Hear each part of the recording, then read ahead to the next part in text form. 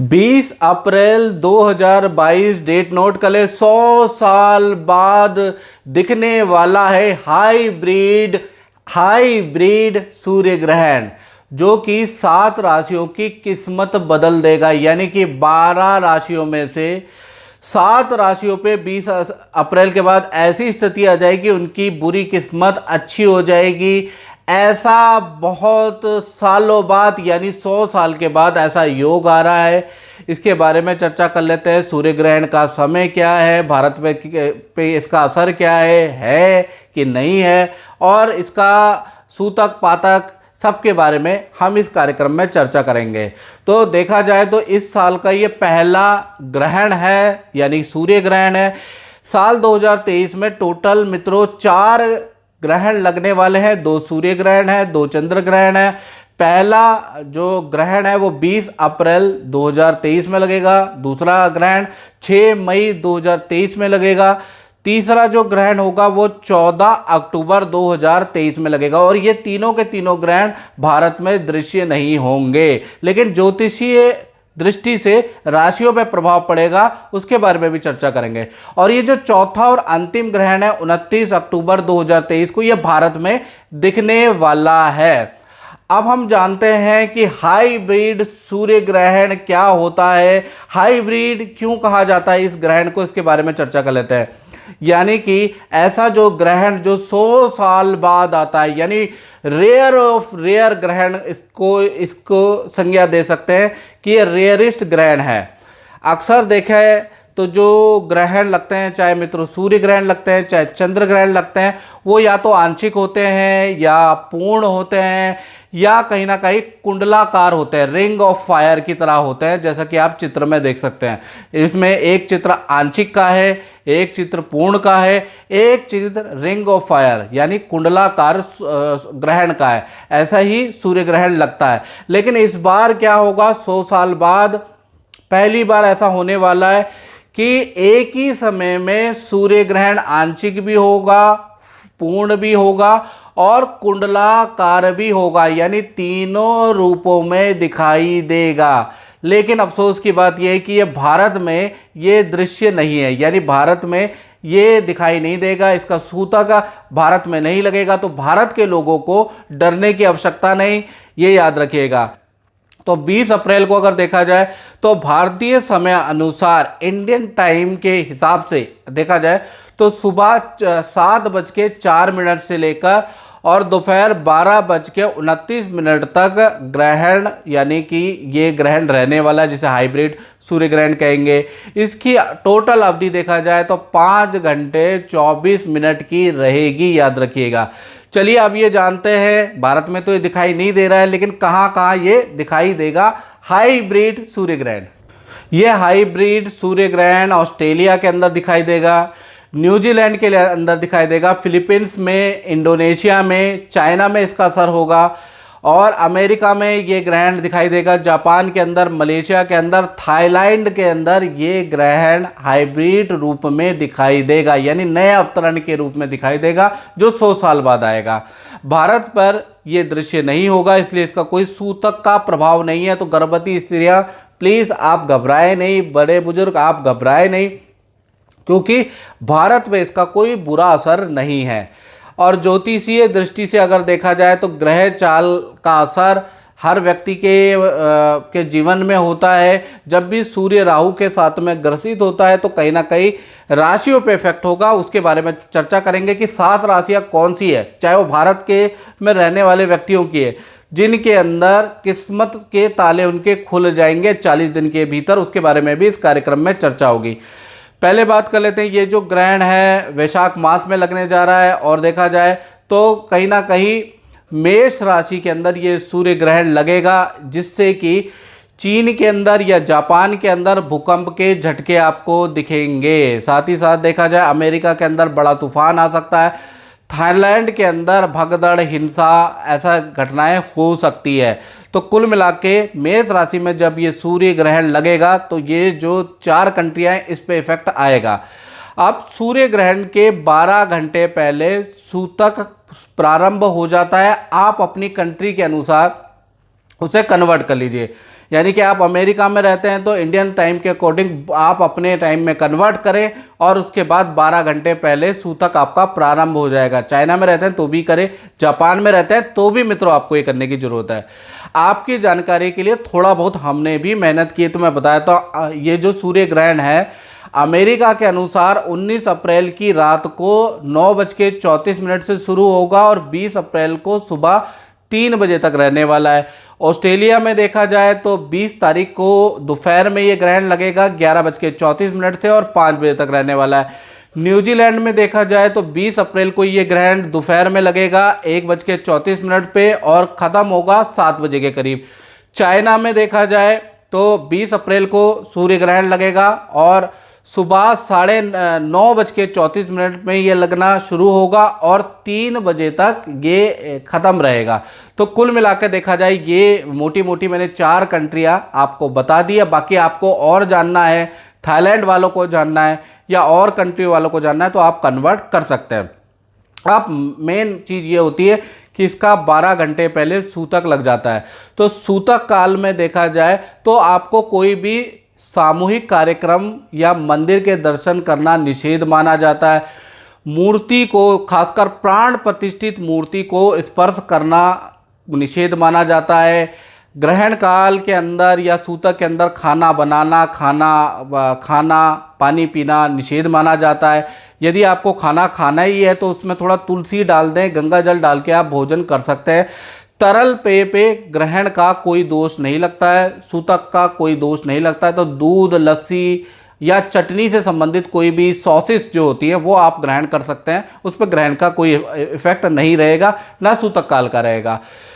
सूतक काल और ग्रहण काल में सोना, नाखून काटना या कोई शुभ काम करना निषेध माना जाता है। तो थोड़ा आप जिन जिन कंट्रियों के अंदर ये ग्रहण लग रहा है तो थोड़ा आपको सावधान रहने की जरूरत है। अब ग्रहण के दौरान जब ये ग्रहण लग रहा है यूएसए के अंदर, चाइना के अंदर, जापान के अंदर, ऑस्ट्रेलिया के अंदर, तो उनको क्या करना चाहिए ये याद रखिएगा। तो मैं बताना चाहता हूँ शास्त्रों के अनुसार यदि संतान संबंधी कोई समस्या है, संतान बात नहीं मान रही, संतान की जॉब नहीं लग रही और आप ऑस्ट्रेलिया में रहते हैं या अमेरिका में रहते हैं तो आपको क्या करना चाहिए, संतान सुख से संबंधित समस्या से निजात पाने के लिए ग्रहण के दौरान आपको किसी भी मंत्र से हवन घर में करना चाहिए।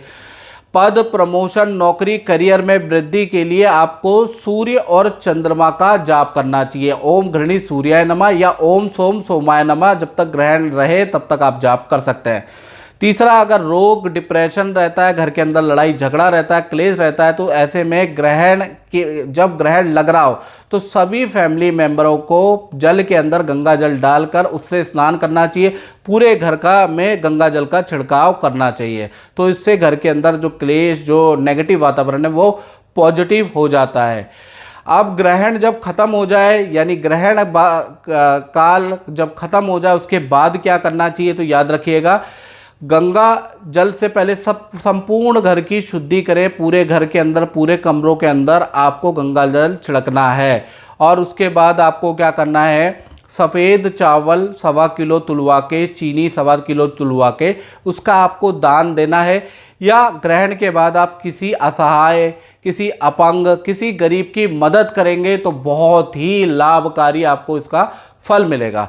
और मित्रों अब हम जानते हैं, ये तो सारी बात हो गई ग्रहण के बारे में। अब मेन टॉपिक जो ज्योतिष के हिसाब से इंडिया हो चाहे पूरी दुनिया हो उस पर इफेक्ट पड़ेगा, तो किनकी किस्मत चमक जाएगी और कौन लोगों को नुकसान मिलेगा, इसके बारे में हम डिटेल में चर्चा करते हैं। सबसे पहले बात करते हैं मेष राशि की। तो मेष राशि वाले जो जातक और जातिकाएं, भाई आपको 15 दिन थोड़ा अपने स्वास्थ्य पे ध्यान देना है।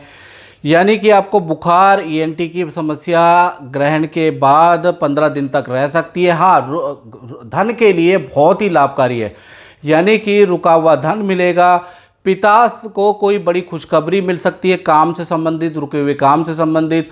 और ऑफिस का माहौल थोड़ा टेंशन वाला रह सकता है। यानी कि धन के लिए मेष राशि का ये जो ग्रहण के बाद का काल है वो सही है, थोड़ा टेंशन तो रहेगी। अब बात करते हैं वृषभ राशि की। तो वृषभ राशि के लिए देखा जाए तो ये पहली राशि है जिसकी किस्मत पलटने की पूरी संभावनाएं हैं।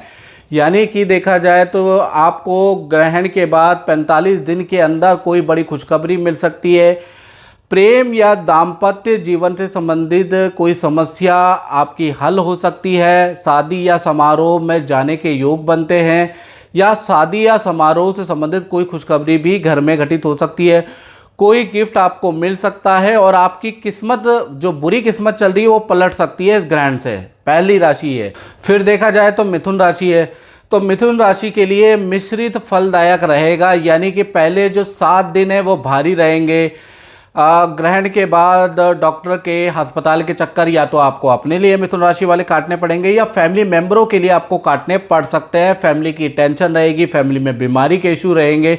तो कुल मिला के 7 दिन धन से संबंधित, काम से संबंधित, वाद विवाद, 7 दिन आप बड़े परेशान होने वाले हैं। उसके बाद स्थिति आपकी धीरे धीरे करके ठीक रहेगी। तो कुल मिला के मिथुन राशि के लिए ग्रहण की स्थिति अच्छी नहीं है। कर्क राशि के लिए देखा जाए तो ये जो ग्रहण की स्थिति है ये मिक्स मैच है, यानी मिश्रित फलदायक है।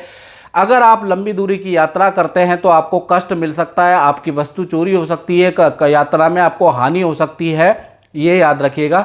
साथ ही साथ देखा जाए तो माता पिता के स्वास्थ्य में कष्ट रह सकता है आने वाले 15 दिन तक। साथ ही साथ काम में अगर देखा जाए तो काम में आपको बहुत अच्छा रिजल्ट मिलेगा। रुका हुआ धन आपको मिलेगा, रुका हुआ काम आपका बन सकता है। और विद्यार्थियों को अचानक स्थान परिवर्तन या अचानक एडमिशन की न्यूज़ आ सकती है। तो विद्यार्थियों के लिए ये बड़ा लाभकारी है, करियर के लिए ये बड़ा लाभकारी है। अब बात करते हैं सिंह राशि की। तो ये दूसरी राशि है जिसकी किस्मत पलट सकती है। तो सिंह राशि की बात करें तो भूमि संबंधी काम में सफलता मिलेगी। जो भूमि से संबंधित आप प्रयास कर रहे हैं सिंह राशि वाले, वो काम आपके बनते हुए नजर आ रहे हैं, या फिर सरकारी काम बनते हुए नजर आ रहे हैं। नदी पहाड़ों की यात्रा के आपके योग नजर आ रहे हैं। पद प्रमोशन से संबंधित कोई न्यूज़ आपको करियर में मिलेगी और अच्छा धन मिलेगा। और जो बुरा वक्त है अब अच्छे में तब्दील हो जाएगा 45 दिन के अंदर। आप देखेंगे कि आपकी किस्मत अब धीमे धीमे बदल रही है। दूसरी राशि है सूर्य ग्रहण से, जिसपे प्रभाव पड़ेगा। अब हम कन्या राशि की बात करें तो कन्या राशि के लिए ये जो ग्रहण का प्रभाव है ये अच्छा नहीं है।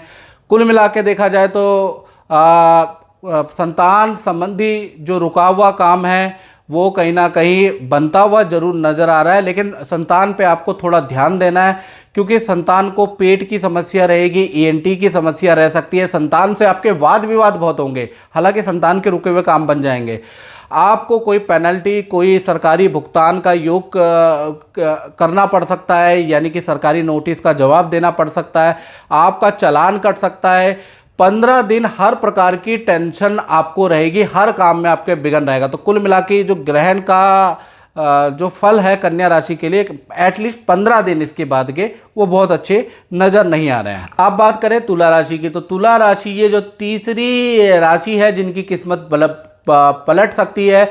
नौकरी या काम संबंधी बड़ी खुशखबरी मिल सकती है। वाहन या इलेक्ट्रॉनिक डिवाइस खरीदने के आपके योग बनते हैं।